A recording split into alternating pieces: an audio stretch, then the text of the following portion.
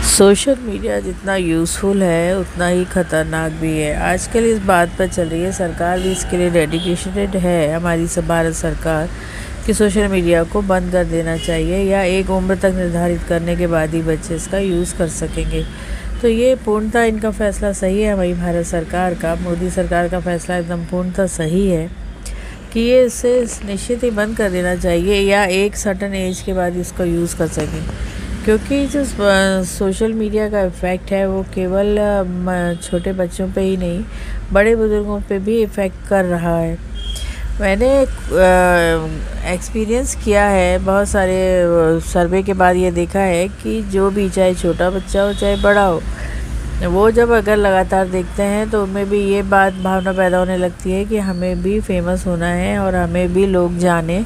तो इसके लिए वो उटपटांग हरकतें भी कर सकते हैं। कुछ अच्छे भी निकलते हैं, पर जिनका परसेंट 1 या 2% होता है, पर वो बाकी जो ज़्यादातर बच्चे हैं उन पे ये बुरी तरह इफ़ेक्ट कर रहा है। छोटे बच्चे हैं, उनमें भी ये भावना पैदा हो जाती है कि हमें भी लोग जाने, हम भी फेमस हो। हर किसी के मन में ये एक छुपी हुई भावना तो होती ही है, पर समय के साथ वो भावना ख़त्म हो जाती है। हमें समझ में आ जाता है कि हम नहीं हो पाएंगे, हमने ऐसा कोई काम नहीं किया है कि जिससे हम फेमस हो जाए, तो हम उस भावना को छोड़ देते हैं। पर यदि अगर आप सोशल मीडिया पर लगे हुए हैं तो आप इस भावना को छोड़ नहीं पाते हैं, क्योंकि आप सबको देखते हैं तो दूसरों से खुद की तुलना भी करने लगते हैं। छोटे बच्चे हैं वो तो समझ ही नहीं पाते, वो इसके लिए उटपटांग हरकतें भी करते हैं। परंतु जो बड़े जो हैं वो, उनमें थोड़ा बैलेंस ऑफ माइंड तो रहता है, पर उनमें वो हरकतें नहीं करते, पर उनका जो माइंड का डिस्टर्बेंस है वो शुरू हो जाता है और वो उटपटांग हरकतें करने लगते हैं। वो बहुत गहरी निराशा में चले जाएंगे। ये वही कर सकता है जिसके पास कोई ज़्यादा काम नहीं है, तो उसको बहुत ज़्यादा इफ़ेक्ट पड़ जाता है उसके दिमाग में। तो ये चीज़ सोशल मीडिया को बहुत कंट्रोल करके एक टाइम लिमिट में देखने का जो फ़ैसला है सरकार का, ये बिल्कुल सही है और इसको फॉलो किया जाना चाहिए। सोशल मीडिया ख़तरनाक जितना फ़ायदेमंद है उससे ज़्यादा ख़तरनाक भी है। कितनी ऐसी हरकतें हम देख रहे हैं। अभी अपने हाल ही में पढ़ा था, 3 बच्चियाँ ऊपर से कूद गई, तो वो क्या है, वो इसीलिए है, सोशल मीडिया इफ़ेक्ट ही तो है। दिमाग को इतना ज़्यादा बरगला देता है कि वो समझ ही नहीं पाता है दिमाग कि क्या करे। और उसमें जो लगातार आने वाले जो वीडियोस होते हैं, तरह तरह के अलग अलग सब्जेक्ट के वीडियो होते हैं, तो माइंड इधर सोचने जाता है तो उधर का आ जाता है, उधर सोचने जाता है तो उधर का आ जाता है। तो इस तरीके की जो फील्स होती हैं वो दिमाग में नर्व्स को बहुत इफ़ेक्ट कर जाती हैं।